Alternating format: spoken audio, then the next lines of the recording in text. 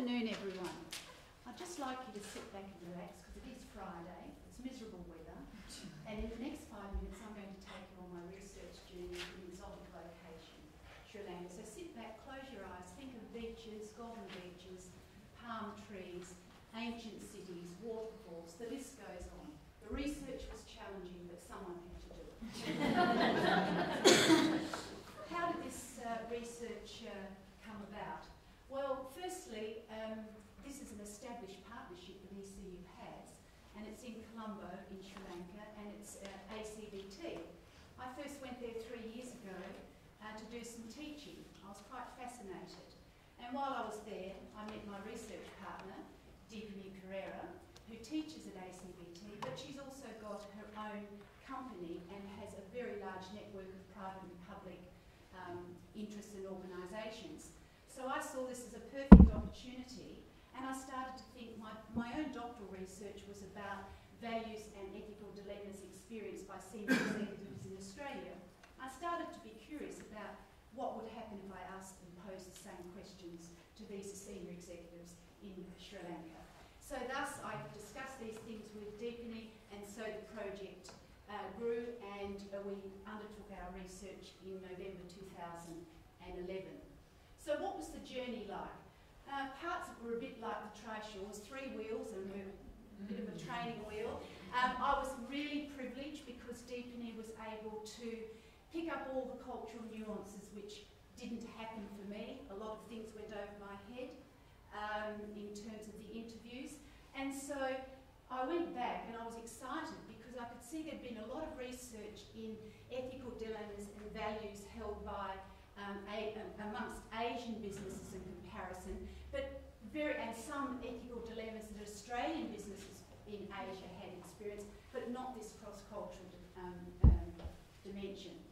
How did we go about it? We interviewed 17 senior executives in public and private sector organisations, and many of them had international connections. We recorded the interviews, and it was fascinating.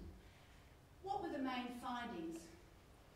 In a nutshell, or a code nutshell, most of the executives, if not all, shared the same values that the Australian senior executives shared.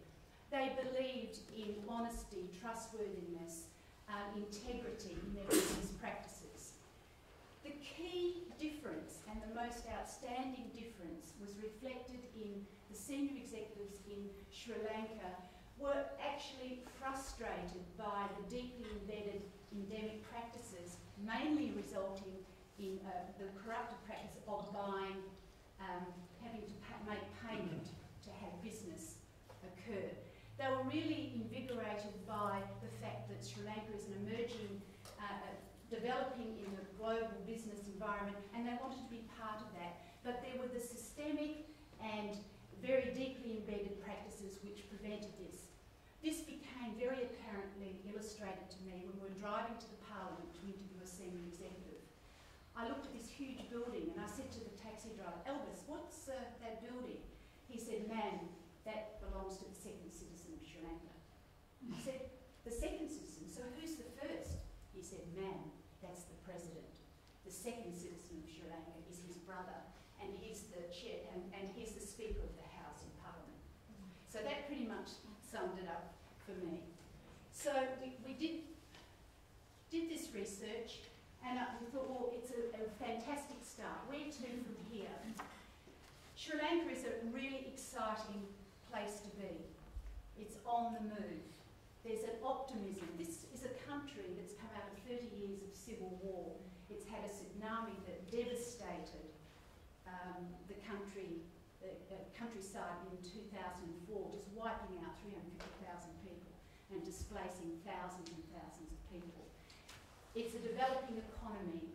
There's further practices, business practices and integration that you can see and feel the distance happening.